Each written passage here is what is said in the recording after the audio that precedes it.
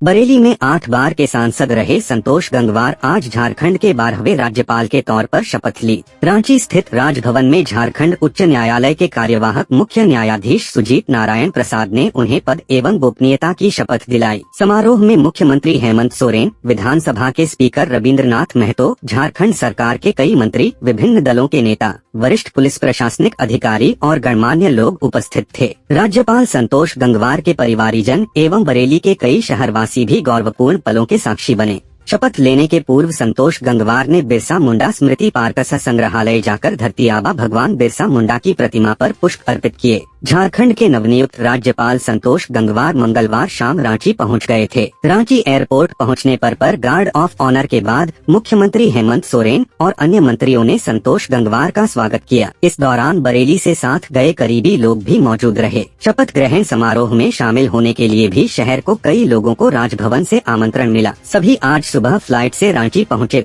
उद्योग व्यापार मंडल के प्रांतीय महामंत्री राजेंद्र गुप्ता के साथ दुर्गेश खटवानी, संजीव चांदना, राजेश जसोरिया भी समारोह में शामिल हुए। बरेली के सीबीगंज थाना क्षेत्र में मिनी ट्रक की टक्कर से कार सवार 3 दोस्तों की मौत हो गई। इनमें से एक के जन्मदिन की पार्टी मनाकर सभी अपने घर शाही कस्बा लौट रहे थे। उनका एक साथी गंभीर रूप से घायल हो गया, उसे अस्पताल में भर्ती कराया गया। कस्बा शाही के मोहल्ला हसनपुर निवासी ताजीन नेहरू नगर के कामरान और बलीनगर के सोनू व जुनैद मंगलवार को कार से बरेली आए थे। नैनीताल रोड स्थित एक होटल में कामरान की जन्मदिन की पार्टी मनाने के बाद वे घर लौट रहे थे। रास्ते में सीबीगंजम धुरापुर के बीच हादसा हो गया। 4 लेन हाईवे पर एक कट से मुड़ते वक्त विपरीत दिशा से आ रहे डीसीएम मिनी ट्रक से उनकी कार की भिड़ंत हो गई। टक्कर इतनी भीषण थी कि कार के परखचे उड़ गए। ताजीन, कामरान और सोनू की मौके पर ही मौत हो गई, जबकि जुनैद गंभीर रूप से घायल हो गया, उसे अस्पताल में भर्ती कराया गया है। बरेली में देर रात एक युवक की गोली मारकर हत्या कर दी गई। वह दुष्कर्म का आरोपी था और जेल से जमानत पर बाहर आया था। परिजनों ने दुष्कर्म पीड़िता के पिता पर हत्या का आरोप लगाया है। फतेहगंज पश्चिमी थाना क्षेत्र के गांव मीरापुर में मंगलवार रात करीब 11 बजे युवक टिंकू की गोली मारकर हत्या कर दी गई। थाना पुलिस रात 1 बजे तक घटना से अनजान बनी रही। मीरापुर निवासी धर्मपाल ने बताया कि उनके भाई टिंकू के खिलाफ 5 साल पहले एक व्यक्ति ने अपनी बेटी के साथ दुष्कर्म का आरोप लगाते हुए रिपोर्ट दर्ज कराई थी। इस मामले में वह जमानत पर बाहर आया था। आरोप है कि इसी दौरान दुष्कर्म पीड़िता का पिता वहां पहुंचा और उसने तमंचे से टिंकू के सीने पर गोली मार दी। फायरिंग की आवाज सुनकर परिजन छत से नीचे आए तो आरोपी भाग गया। परिजन उसे जिला अस्पताल ले गए, जहां डॉक्टर ने उसे मृत घोषित कर दिया। बरेली आला हजरत खानदान की बहू निदा खान का अपने पति शीरान से कोर्ट में मुकदमा चल रहा है। कोर्ट ने आदेश पारित कर दिया है कि निदा खान को शीरान की तरफ से गुजारा भत्ता दिया जाए, जिसको लेकर वह आज एसएसपी ऑफिस पहुंची। इस दौरान निदा खान ने बताया वह मंगलवार को कोतवाली में गई थी, लेकिन वहां उनकी सुनवाई नहीं हुई। कोर्ट ने उनके गुजारे भत्ते का आदेश पारित कर दिया है। वही शीरान का गिरफ्तारी वारंट जारी हो गया है। अपनी सुरक्षा को लेकर भी उन्होंने एसएसपी से बात की। एसएसपी ने उन्हें आश्वासन दिया है कि उनके द्वारा की गई शिकायतों का जल्द ही निस्तारण किया जाएगा। बरेली के एक अस्पताल में शॉर्ट सर्किट से आग लग गई।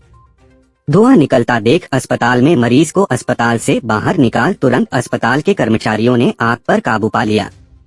उसके बाद मरीज का अस्पताल में भर्ती कर लिया। जब तक अस्पताल में अफरा तफरी का माहौल रहा। थाना प्रेम नगर क्षेत्र में धर्मकांटा स्थित अजय प्रतिमा हॉस्पिटल है। सुबह तड़के अचानक अस्पताल में शॉर्ट सर्किट से आग लग गई। जब मरीजों के तीमारदारों ने धुआं उठता देखा तो हड़कंप मच गया। आनन फानन में तीमारदारों ने मरीजों को अस्पताल से बाहर निकाला। इस दौरान अस्पताल के कर्मचारियों ने कड़ी मशक्कत के बाद आग पर काबू पाया और वायरिंग ठीक करने के बाद बिजली सप्लाई को सुचारू रूप से चालू किया गया। उसके बाद मरीजों को अस्पताल में भर्ती किया गया। गनीमत रही कि आग ने विकराल रूप धारण नहीं किया, वरना बड़ा हादसा हो सकता था। इस बारे में प्रेमनगर पुलिस ने बताया उसे इस मामले में कोई जानकारी नहीं है। उनके पास कोई फोन नहीं आया और फायर स्टेशन को भी इसकी कोई जानकारी नहीं है। बरेली में मर्चेंट नेवी के पूर्व कर्मचारी ने अपने 4 साथियों के साथ मिलकर होलसेल व्यापारी के साथ लूट की घटना को अंजाम दिया, जिसका पुलिस ने खुलासा करते हुए मर्चेंट नेवी के पूर्व कर्मचारी और 2 छात्र सहित 5 आरोपियों को गिरफ्तार कर लिया है। और उनके पास से लूटे गए रुपए, स्कूटी और मोबाइल बरामद की है।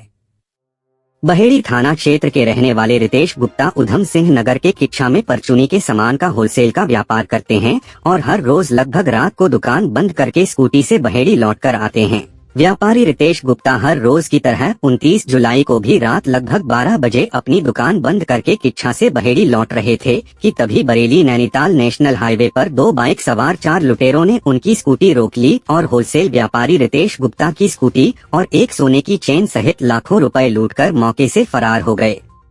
पीड़ित होलसेल व्यापारी रितेश गुप्ता ने अपने साथ हुई लूट की घटना की जानकारी बहेड़ी थाने की पुलिस को दी, जिसके बाद पुलिस ने अज्ञात लुटेरों के खिलाफ मुकदमा दर्ज कर उनकी तलाश की तो घटना को अंजाम देने वाले 5 आरोपियों को गिरफ्तार किया गया।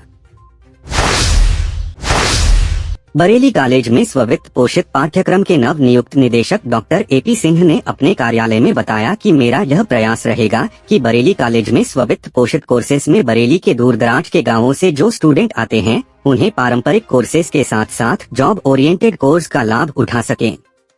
जॉब ओरिएंटेड कोर्स की जानकारी स्टूडेंट के साथ साथ मीडिया के माध्यम से उनके अभिभावकों तक पहुंच सके और उसमें वह प्रवेश कराने को अपने बच्चों को प्रेरित करें और जॉब ओरिएंटेड कोर्स करके जॉब पा सकें। इस समय महाविद्यालय में MSc पर्यावरण विज्ञान, बायोटेक, MA भूगोल, BCA, BBA, home science, psychology, PGDCA, पत्रकारिता, फोटोग्राफी, योगा सहित कई अन्य कोर्स भी संचालित किए जा रहे हैं।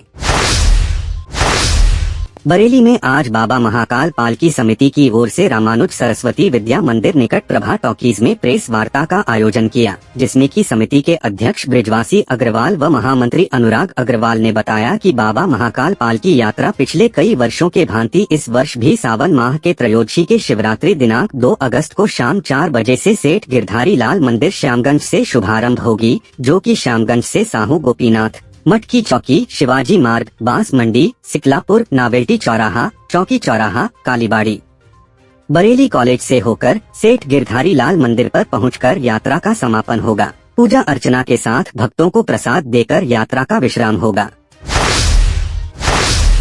बरेली एक छात्र स्कूल में बेहोश होकर गिर गया, उपचार के लिए उसे जिला अस्पताल में भर्ती कराया गया।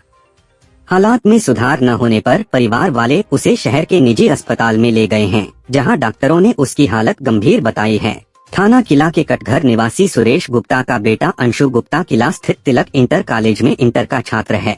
उसके पिता ने बताया आज सुबह नाश्ता करने के बाद वह स्कूल चला गया। स्कूल से उनके पास फोन आया कि उसकी हालत बिगड़ गई है। उसने कुछ खा लिया और वह बेहोश हो गया। स्कूल के शिक्षकों ने उपचार के लिए उसे जिला अस्पताल में भर्ती कराया। हालत में सुधार न होने पर उसे परिजनों ने शहर के निजी अस्पताल में भर्ती कराया।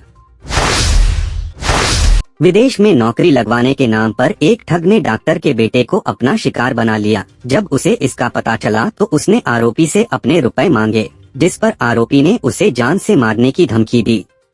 इस मामले में पीड़ित ने SSP को प्रार्थना पत्र देकर न्याय की गुहार लगाई है। थाना कोतवाली क्षेत्र के civil lines near head post office निवासी स्वर्गीय डॉक्टर इरफान मोहम्मद सिद्दीकी के बेटे शायान मोहम्मद सिद्दीक ने बताया कि उसने 14 अप्रैल 2023 को शारून अहमद अंसारी पुसहजाद अहमद निवास डी ब्लॉक प्रीत विहार लक्ष्मी नगर दिल्ली को उसके साथ MBBS करने के संबंध में किर्गिस्तान का वीजा लगवाने के लिए 1,28,000 रुपए लिए थे और उसके साथ ठगी कर ली। जब उसको इसका पता चला तो उसने अपने रुपए वापस मांगे। पिछले 1.5 साल से आरोपी उसका उत्पीड़ कर रहा है। वह स्पर्क एजुकेशन लिमिटेड के नाम से दिल्ली में सेंटर चलाता है और कई लोगों से ठगी कर चुका है। इस मामले में आज शायान मोहम्मद सिद्दीकी ने SSP को प्रार्थना पत्र देकर कार्रवाई की मांग की है।